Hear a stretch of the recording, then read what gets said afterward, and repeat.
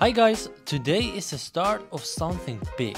It is the start of something new and it's outside of my comfort zone. It is my first podcast in English. I'm used to speaking Dutch for 26 plus years now and English is still quite a challenge for me. One of my personal goals is to improve my English and to learn from my guests and use their expertise to improve my game. And I want to help more tennis players like you who are seeking progress. My first guest in this English podcast is Marcelo Melo. And the great thing is, I think that I have never spoke with such a successful player like Marcelo Melo. Marcelo won Roland Garros in 2015, Wimbledon in 2017, and he is a former #1 player, all in doubles. In today's episode, we will talk about the secret for being so consistent for over 20 years, his personal story, his goal for this year, and more. Enjoy, and please subscribe, because that will help more than you think.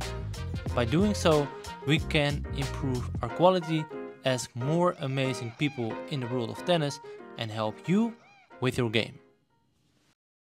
Hi guys, welcome to another episode of the Tennis World podcast, and today I will have a short interview with Marcelo Melo.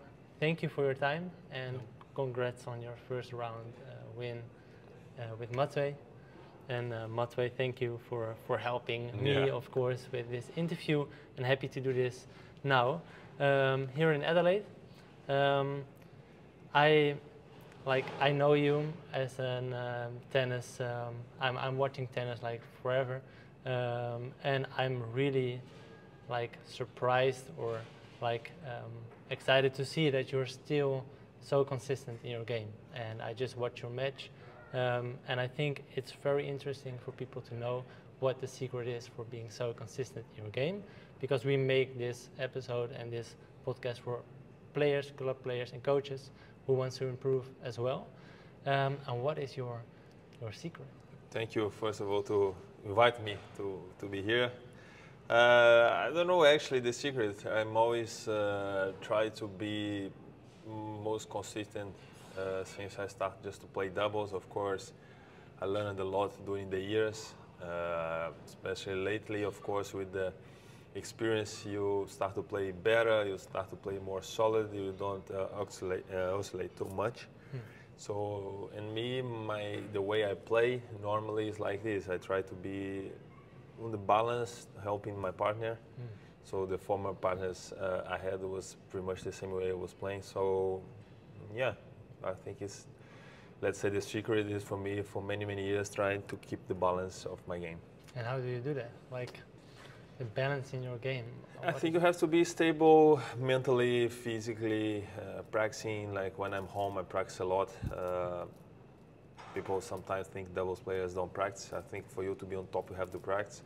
So like now, the pre-season was practice 4 hours a day, almost 2.5 at the gym, plus 1 hour and a half, sometimes 2 hours on court as well. So I try to be as much as I can professional. It doesn't matter if I play just doubles, half court, what some people say. But I think if you are good physical-wise, mentally-wise, you can play better. You balance better, and you take advantage for the ones that don't do nothing. So, yeah. But I think as you decide to be a professional, you gotta be professional. At the same time, I don't agree to be 100% crazy, because then you don't relax, you get more stress. So I still do many things professional, but as well I take my time to enjoy life at the same time. That's the balance as well. Yes, that's the point, because you cannot only enjoy, you cannot only practice, because then I think you bring too much stress, you know. So that's why I don't know if being Brazilian it helps as well, but I think this is important. Yeah. All right. And this one is about your story. For people probably want to know, me included, who's the guy in front of me, from beginning of his story, what kind of parts were most influential in your life who led you to who you are today and where you are today. Yeah, but me, let's say about tennis, my family, everybody play tennis. since my father and my mother. I had two brothers. One is my coach since I played just doubles. Both were professional. The oldest one stopped a little bit earlier. Daniel, which one is my coach all my doubles career. He stopped as well because he got injured. And then whenever I decided to focus more in doubles, he was just stopping singles. So we decided to try to see if we could work together. So I was involved in tennis since I was very little because Daniel was playing challengers. Sometimes I was going with him. Sometimes I used to have a big tournament in Belo, which one he was practicing, how his friends were coming. So I was in my mentality to be a professional since a long time. And this helped me a lot. But in general, it's like that. Me, who knows me or can see I'm a pretty chill guy. I'm way more quiet. I always take my time, and I don't like to talk so much with too many people. I rather keep close friends close, and sometimes it can be impolite, I don't know, but it's just me trying to be more focused. Like in my career, all these years playing high level, I think this is important for you as well. Make a tunnel vision to what you have to do, what you have to bring to the table, because it costs you a lot of energy away from the family. So when I go back home, I spend 95% of the time with my friends and family, because it's something of course, I miss. I have been playing top on tour for 18 years. This is 18 times I'm coming to Australia. 18 years on a professional. 18 years since tour. I won my first ATP. Yeah. So playing and ATPs. Before that, you also was like on the tour with your brother. Yeah, I was playing juniors a lot. So yeah. I was traveling a lot South America. So I learned Spanish and English on tour. Yeah. So like I said, since little, I travel a lot playing tennis. I have a big gap between me and my brother in age, but what's the gap? How 7 many? years. 7 years. Almost 7 years. Six and almost and a half years. And but I saw him playing a lot. So, but me, I still live in the same city with my parents. It helps me when I come back to be, like I said, with friends and my family, which I know most of my friends, they played with me when I was, my Brazilian friends, they played with me when I was little. Of course, now everyone has your own career, loyal, construction, etc. But they still play tennis. Sometimes I play with them for fun. Now we're playing a lot of paddle. You guys have a lot of paddle. Yeah. So yeah, this is kind of my story. Of course, I have friends on tour as well. You become friends to being such a long time here. You do. I don't know how to say it. If you do the same thing. You do the same things with all the other guys here. Yeah. But I can imagine, like for me, it's like my first experience here, being in a lounge like that, and you see the interactions between all the players. And to me, you seem really relaxed in a good way. I think a lot of people will see it that way. But I can also imagine that it can be very difficult from such a young age to be on tour all the time, especially because for a tennis player, there's not so many times where you can go home, I think. Or is it some decisions you can make as a player to go home more times? Yeah, being Brazilian is a little bit more difficult because Brazil is far from Europe and from America. So if you play ATPs, you have to travel. So of course it's way more difficult if I was living in Europe. Sometimes let's say you lose in Madrid, you can go home for 7 days, but I cannot fly 15 hours, time changing to go back, then fly back. I fly a lot actually because I like to fly, but at one point it's not good for your body, not good for your health. So every time, let's say, taking 15 hours and then you have time change and then you don't practice quite well because you need to recover. So being from Brazil, even from South America, being far, we cannot come back that much home. That's why I said again, whenever I come back home, I try to use my time there. Yeah, with your real ones. Sometimes we'll travel 2 months. Is that the most difficult part of being a pro? For you, or is it like you're used to it? No, of course I get used to it, but you gotta be. It has to be clear in your mind. You're gonna miss. I don't know. I missed the wedding for my brother. I missed birthdays. Almost anyone I'm there. So the only time actually I'm there when I have Christmas. When we have Christmas is the only date actually I try to be there. But besides that, New Year, it becomes every day is a job. Like you have to travel. Like here this year, I got to Perth 29, 30 to play 31, 10 p.m. was sleeping. So that's one of the price you have to pay to be an athlete, professional athlete, not even just tennis. Yeah. Yeah. And you like to travel? Why to be on a plane? Why is that? I don't know. I like airplanes. I try to study about it. I know. I talk to some pilots. I don't know. I just like. I don't know if it's because I travel since I was kid. I always like airplanes. For me, airplane is phenomenal invention for everybody, and I mean I just enjoy to be in the airplane. Nice. What's your favorite aspect of being around the world or being a professional tennis player? The one I like the most. Yeah. Let's say. I mean, I like tennis. I mean, I play tennis since 6 years old. So tennis, it's pretty much what I have done in my life besides school, when I went to school as well. And I enjoy to be on tour, enjoy to go practice, enjoy to go play a match. So when you go to big stadiums, you come there and play. So you put together everything you practice at home, everything you little, all your effort from your family, because it's effort from your family, it's effort from your team.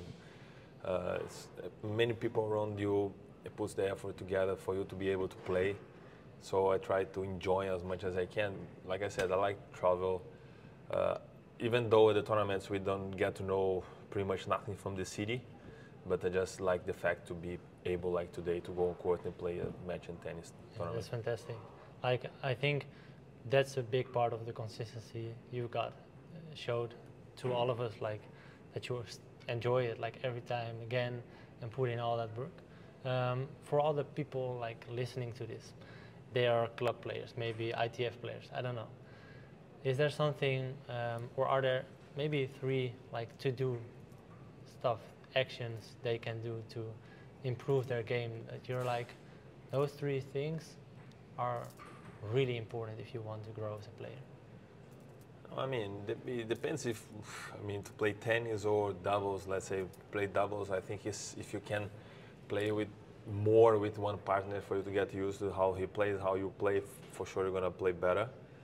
But the most important thing is how you play, how you improve, and how you can be better next day.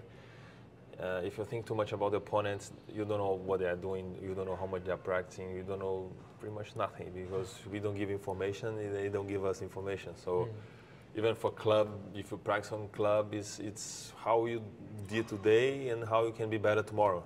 Yeah. So in professional level, if you do like this, for me, it's the most important thing. So what can I improve? I have always to be changing, always to improve. I played 9 years, technically with 2 partners only.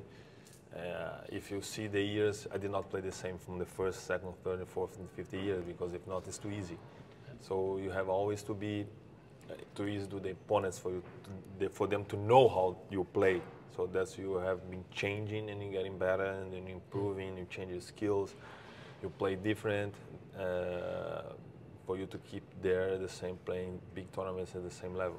Yeah. So, I mean, my suggestion is just to figure out how to play better yourself. Day by day process. Yeah. Which periods in the year do you, like, we see all those guys, and I see you practicing here as well.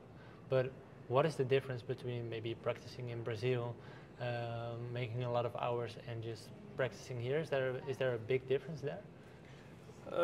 I think yes, because when I go in Brazil, I mean, it's more, I try to get, let's say, to improve more.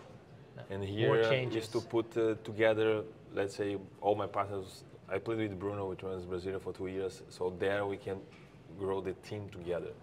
So when I go back to Brazil, I try to improve myself. And then when I go to the tournaments, we practice together to improve the team. So it's different scenario when you improve you and you improve the team. So it's my mentality when I go back, when I'm at the tournament. And are there many technical changes still in your game? Not so much. More the way I play. I don't like to change technique so much, especially now after so many years. So it's more important when I'm in tournament is how to manage to play good together with my partner, which one I was playing now normally when I play.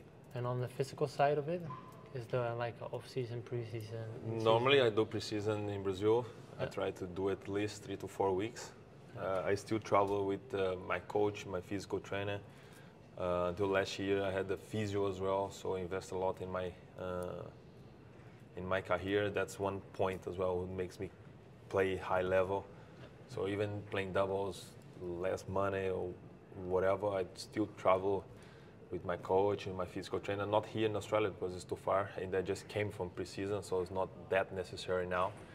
But we're gonna do South America swing. I will be with my coach and my physical trainer, so it's very important for me to be fit to keep playing in high level. Yeah, exactly. And people like to play doubles, like they like to play paddle. It's always fun for people to play with four, right? Four people on the court. Like there are many, like strategies and plays you can do on the court. What is like your advice for people to play better as a double player? Play better doubles.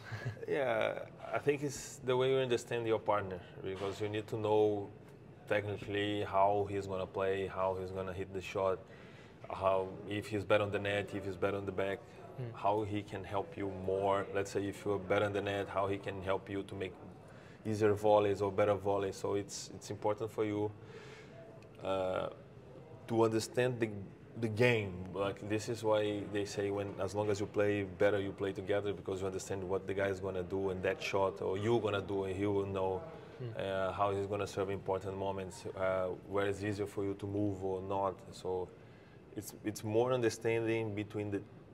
It doesn't matter the level you play, about your partner. This I think is the key to make a good team. That's nice. We were talking about the decisions you can make as a tennis player. Like if you play singles, like it's all about your individual. Like it's individual, and you've got individual choices to make. But as a doubles player, you are like you play together, and that I think could be very difficult. Like if it's your job, if you're a professional, like if he's like not playing well, like let's say Matwei was not playing well, like it will be your problem as well. So your advice is like know each other, know how you play, know when the ball is going there, where he will probably play it, right? Yeah. Is there a big difference between like Bruno or Matwei in the way they play? I always. Or do you select players in like? No, normally it's good for you to match up what you need from your partner. Like that's why I said it's important for you to understand. I think when you create the balance, let's say I will give an example with Kubot, which was the partner I had more success with. He was returning very good, so I was helping him in the return. I was helping him on the net. So our game the matchup from our game was very strong. So the opponents could not find, let's say, a weak spot in our game. So I was helping him a lot on the net when he was serving. So I was serving good. He does not need to help me so much. But then from the baseline, he was helping. So he was aggressive. I could finish the net. So this was very good from us. So that's why I try to find a partner which one it can help me, and this couple of things I don't do well for them to do well. And is that something that is clicking out of like experience because of a lot of matches and practice, or is it also some like synergy you've got with another person? No, experience helps a lot, because then you can you know when you adjust. The way you adjust is easier, it's faster to adjust if you use your own experience to be playing with so many different partners. Let's say with Matthew now, I kind of know his style. I play against him a million times, so he saw the way I play as well. So he knows the way I play, I know the way he plays. So it will help us to, I hope so, to play very good together. Yeah, nice. And there are a lot of coaches listening to this as well, and you've worked with some coaches, and you've got, of course, experience here on tour with other coaches as well. What would be like a thing maybe coaches are not, in your opinion, maybe not focusing on a club level or amateur level, but you're like, okay, but we as a professional we are focusing on this, and they need to do the same as well. Like I said before, sometimes they focus too much on results in tournaments, so then to let's say be better. It's like the juniors, most of the times they think about the points they're gonna do, the tournaments they can go, or if they win the tournament or not, before they know how I improve my forehand, how I improve my backhand, how I can serve better. I feel if you think about this first, the another one is going to come easier than opposite. If you think about too much about the results there, later on the results will not come as strong as before. No. Because, okay, you can go over when you're a junior, but when you become professional, you need a very, very good, solid base, at least from your game, and then you develop different skills. Yeah. Focus on the process, not on the result or the tool. Great, man. And the future for you, like what is it like this year? Did you set some, like, what's your opinion about that? Is that you're starting this new year with some goal setting and then looking at the process, or is that a different way? I hope I still qualify for the Paris. I really want to go to the Olympics again. I played 4 Olympics already. The experience is crazy there. I wish I can qualify again. So this is my first big goal, is to be able to play Olympics again. What is the like criteria to be ranking? After Roland Garros, you sign with another best Brazilian. All right. So then we sign. You see if you get in the cut, like the tournament when you sign the tournament. Yeah. All right, great. And how many years you're still planning to play on tour? I hope I can play at least more 2 or 3 years. I think it will be good for me. Still enjoy, like I said, I still enjoy a lot. I still can play high level. I still can practice. Still can travel. So until I can do this, I will continue playing, and I hope another 2 or 3 years. Yeah, nice, okay. Man. This was the episode. Thank you, Marcelo, for taking the time, and thank you for listening. Who should I interview next, or what topic would you like to learn more about? Let us know in the comments or send an email to info@tennistheworld.nl. Also good to know, the 22nd of March we will be launching the progression program for dedicated amateur players like you. An online platform with like-minded people and well-structured courses to improve your game and win more matches. Since this week you can start with a free version of the progression program. There are only 500 spots available, so make sure you sign up for the free account by going to tennistheworld.com. So that's it, my first podcast in English. I think it went pretty well and I'm looking forward to more. I hope you think the same. Don't forget to subscribe and I will see you in the next one, or you will hear me in the next one.